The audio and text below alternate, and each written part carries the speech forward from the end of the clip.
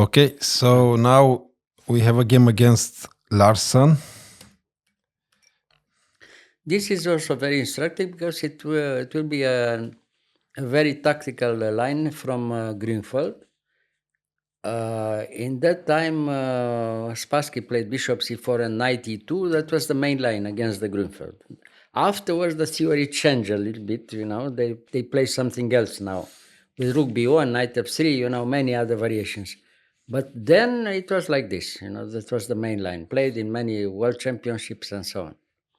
So, okay, queen d7 is a little bit strange. The normal line was c5 immediately. This is the main line. c5, castle, takes in d4, and knight c6. This is the main line. You see. Okay, queen d7, he wants to show that the black can realize the idea without playing the normal moves order. So he played first queen d7, and then he comes more or less to the same possibility. I mean, bishop b7, c5, knight c6, and so on. So, okay, this now here rook, knight c6, yes, queen rook c1, knight a5. Now rook d8 first, yeah, rook d8, queen d2. Okay, knight there, bishop, and queen a4, c5. Queen a4 is the idea for black, later on. And here, this is the first moment. After the game, they analyzed together and they said, which is probably all right, that the best move for white was here immediately bishop h6. Okay, advantage for white after bishop h6. So if he takes in d4, he takes in g7 first and then in d4, better for white. So here he played first rook d1, and after queen a4 is complicated, no? So he played first, now here, bishop h6, and Larsen realized his idea with knight c4, but white keeps the advantage. It's not so good. I mean, instead of playing knight c4, probably the main possibility for black was to accept the challenge and take the pawn. I mean, taking in h6. It seems dangerous, but maybe black is okay. Maybe he can resist.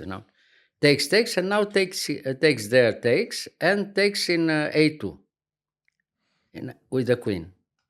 All right, difficult to see what happens now. If white wants something, has to play the move e5. But okay, it's all right. Has some tactical chances, but it's not so clear. It's not clear at all what happens here. The idea for white is to come very quickly, h4, h5, or knight f4 in one moment. This is the main line. But okay, very tactical. But the way they played, it's clearly better for white. Or a knight c4. So now he took with the queen, and now everything is more or less forced. Okay, so he took. Well, he could change the good bishop, defending the old position, and now he is moving the knight to arrive in e3. The knight from e2 comes g3, f1, e3. When the knight comes to e3, has better center position, he controls every square, and he prepares some attacking chances against the king with knight e3, g4. Later on, we'll see the game. So now black realized the danger, says preparing the defense with f6 to have time to come with the queen later on in f7 and defend the position, Okay, knight f1, queen f7, now knight e3. Now, if you look at the position, it's clear that white is clearly better, More space and attacking chances. For the moment, the bishop from b7 doesn't do too much, not much activity, and the white knight can jump somewhere. If he jumps in good conditions to g4, like in their game, is decisive. So, okay, the plan is like this. So now he took in d4. He has to play rook d7 because it was threatening already rook c7. If he has time to play rook c7, it's, too much afterwards. So rook d7. And now d5. Now everything is clear. Okay, rook d8, he's waiting, but now white is coming, you see. He can't open the position with f5 because he loses immediately, so he has to play h5. So h5, okay, dangerous for black, you see. So it's a miracle that he doesn't lose quickly here, you know. So, okay, king there, knight back, yes, queen g7. Of course, the queen comes back in f4, no? All right. So again, if you look at the position, black could defend for a moment, but the position is artificial. The queen in g7 is not very normal, you know. And the white is threatening already. If not something else, then rook c7, which is very unpleasant, you know. After rook c7 and the other rook in c1, the position is positionally completely winning for white, you see. So what to do here? He has to run away with the king, and he hopes to have time to play queen h6, you know. Yeah. So, okay, after king f2, the alternative, instead, he changed the plan now with queen f7. Probably he was thinking that he can counterattack himself. It was a little bit better queen h6. After queen h6, if you take immediately in h6, white is clearly better, but it's nothing immediately, you know. I mean, he can't win in 2-3 moves. But the plan is better probably, instead of taking immediately in h6, to play simply g3, which a much better position. No, king f2 is okay, queen h6, and now Spassky recommended himself g3. Now, if black takes in f4, he takes, and then he comes with the pawns later on, you know, little by little. And you see, very good knight against bad bishop, and if somehow he can arrive with the knight in e6, it's finished, you know. Knight c2, knight d4, if he has time to do this, it's too much, you know. Very nice positional, you know. Okay, so after knight f7, now white has immediately very good attacking chances. Of course, Spassky starts, you know, here, g4. Now, unfortunately, you have to take, because if he plays h4, he's lost after g5. If he played here, instead of taking in g4, the move h4, Yes. after g5, black is lost. Why? Because he loses something, at least, and the attack continues, you know, h4, no? And g5. He can't take in g5, and, you know, terrible. Yeah. I cannot take because of this. Yeah, yes.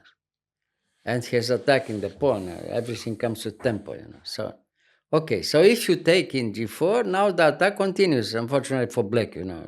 Just, he took in g4, no? Yes. Yeah. And now he takes. Now he comes back with the queen, but now you see, very different position. If you have to play such a move, e6, you know, to try to free yourself is a little bit too much already, and the position is clear in white's favor, you know. Even if the pawns are even, you are probably lost with black. But if you give a pawn, then the attack continues, of course, it's hopeless for black. You know. So now we'll see how can white realize quickly enough the big advantage. Of course, he took with the queen h6, the only hope, you know. Well, he took the second pawn, and now rook f8. Okay, it seems that black has some activity, but it's nothing, you see. Queen g5. Of course, he can't take there. If he takes with check in in h2, is even worse, because he plays rook g2, and then the other rook gives check in h1. You know, terrible position. So okay, he goes back, and now we see the result is terrible because black lost 2 pawns. 2 pawns and terrible attack. You know, so the only counter chance was to give a check in b2 somehow. Okay, rook c2, you know, defends everything, and now rook there, and now rook g3. No. Black could resign here, of course, no? The rest was clear. He played there, and what did he play? Knight g4, and black resigned. Why did he resign? Because now, for instance, if he takes in e4, okay, takes in e4, rook h3 check, king g8, knight f6, h6 check, and finish. No, You lose everything with check. You know. cannot go. Yeah, he loses the queen. Knight f5 check. Sorry. No, knight f5 check, and okay, the rest terrible. Yeah. But everything was possible because of this difference, you know. Strategically, black had a very bad position already with the queen in g7, and, you know, everything was artificial. So the whole idea was bad for black, you see. It seemed to be very active, you know, with knight c4 and so, but it was always clearly better for white, you see. It was strategy first, and then technical and tactical, you know, initiative for white, and finally the result. Of course, very good technique from white, of course. But finally, very simple. Again, you know. That's good. The chess is not difficult then. No, it's not difficult. Yeah. Thank you, Mr. Gheorghiu. You are.